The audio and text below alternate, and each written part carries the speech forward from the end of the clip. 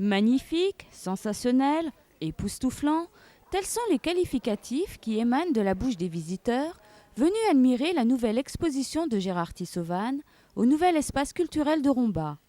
Gérard Tissovan, depuis votre plus jeune âge, vous vous adonnez à un art peu connu en France, l'origami. Comment devient-on origamiste? C'est à force de travailler oui, dans cette discipline. Un jour, je me suis dit, pourquoi pas devenir un vrai origamiste. Et j'ai découvert tout ça, oui, que vous avez vu. Mais justement, quel est le travail de l'origamiste? C'est-à-dire de plier du papier tout simple, consistant à partir d'un carré. Et on plie tout ce qu'on peut. Vous avez vu, il y a certaines personnes qui plient les animaux, les autres qui plient les avions, les bombes à eau déjà. Voilà. Et les vêtements aussi, ça ne limite pas seulement pour les animaux, mais on peut plier tout ce qui bouge. Quelle technique utilisez-vous? Est-ce toujours la même ou alors à chaque réalisation vous changez de technique? Ah oui, ça c'est chaque fois il faut toujours, dans mon travail, oui, je mets un défi en même temps moi-même. Et chaque pièce que j'ai déjà réalisé les techniques, maîtriser bien la technique, j'aime bien de temps en temps de changer en même temps la technique de base, on change un peu de tout, modifier un peu pour découvrir d'autres combinaisons pour pouvoir réaliser des pièces de plus en plus sophistiquées. Mais il existe aussi les techniques de base, pour les jeunes, pour les personnes qui ne connaissent pas encore l'origami. Donc il faut apprendre quelques bases très très simples au départ, et puis après on multiplie la base en 2, en 3, en 4, ainsi de suite. Voilà. Justement, actuellement, donc, vous êtes au nouvel espace culturel de la ville de Romba. Vous donnez des stages aux adultes et aux enfants. Bon là, à ce niveau-là, je pense que les techniques vont être différentes. Ah bien sûr, c'est pour le débutant, il y a une technique très très simple. À partir de 2 ou 3 plis, on peut réaliser tout de suite un petit sujet, mais moins de détails que des pièces que vous avez vues dans la salle. Il y a des pièces beaucoup plus simples et plus strictes, plus respectées, le plus respecté dans la traditionnelle. Comment passe-t-on de l'infiniment grand à l'infiniment petit? De toute façon, c'est le même principe de base, mais seulement le carré, la surface du carré qui varie. Par exemple, un girafe, je ne peux pas faire un girafe qui est plus petit qu'un chien ou un chat. J'aime bien que ça soit qui joue le rôle, la proportion en même temps de chaque pièce. Donc, c'est le même principe de base. Même les petites, bon, je plie, c'est la même chose. On peut aussi, je peux plier aussi l'éléphant que vous avez vu là, avec un carré de 3-4 mm de côté. Et je peux plier aussi une pièce le plus grande que je plie avec un carré de 25 mètres par 25. Oui, mais le nombre d'heures n'est pas le même tout de même. Oui, il y a un différent nombre d'heures. Oui. Les grandes pièces sont obligées de plier, c'est pas évident comme les petits. Quelquefois, j'oblige de rentrer à l'intérieur de la feuille, c'est comme une taupe souterraine, pour mettre les plis en place. Quelquefois, je prends 10 jours, une semaine pour finir une grande pièce quand même. D'après vous, est-ce que c'est plus difficile de faire une grande réalisation plutôt qu'une petite alors? J'aime beaucoup les petites et les grands en même temps. C'est une sorte d'exercice en même temps pour voir est-ce qu'il y a la limite de respecter le pliage. Mais jusqu'à présent, je ne pense pas. Même une feuille immense ou petite, c'est presque la même chose. Même calcul, même mémoriser. Oui. Mais le plus grand, c'est plus difficile. Parce que dans une grande surface, au bout de 8 ou 10 mètres de côté, on ne voit pas vraiment comme une feuille de papier de 10 cm ou 15 cm sur les doigts.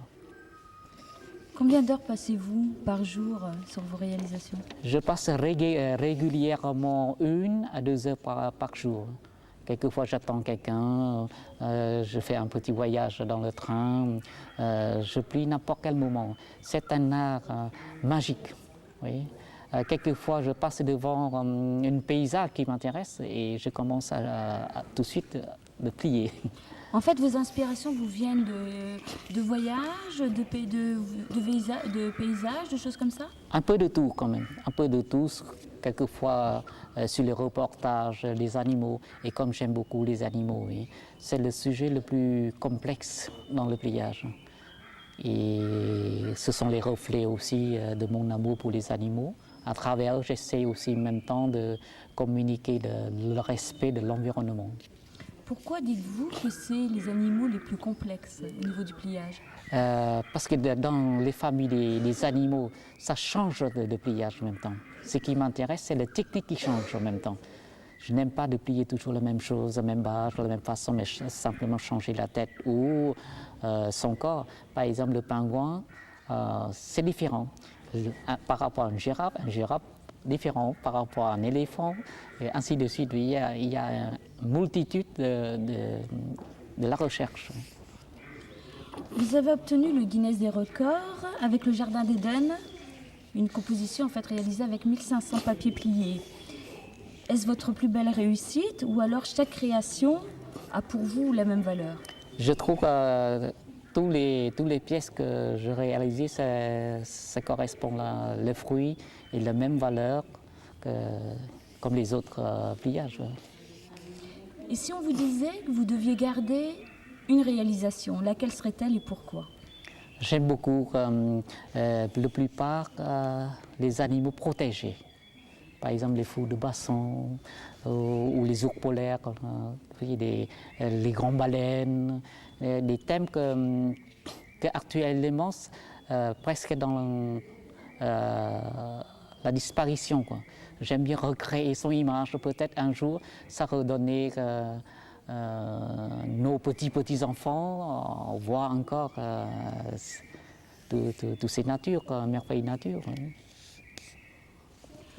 Vous étiez venu à Romba il y a à peu près 4 ans. Oui. Aujourd'hui, vous revenez à Romba pour une nouvelle exposition. Alors, pourquoi êtes-vous revenu à Romba? Parce que la dernière fois, on a eu tellement de succès. Et pendant toute cette durée de 4 ans, vous avez vu les pièces évoluer quasiment différentes que la première, que la précédente.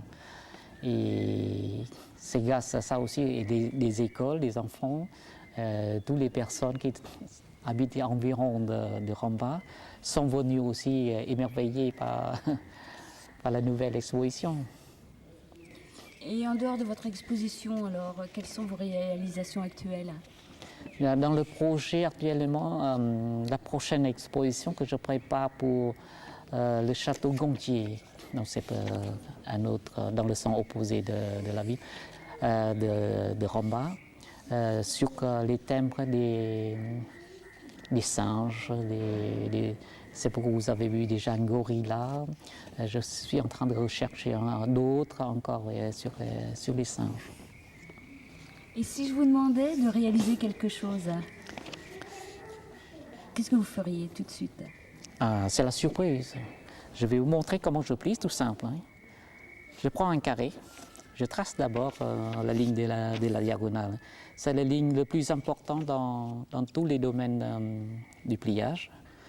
C'est la ligne qui partage le carré en deux, mais en longueur.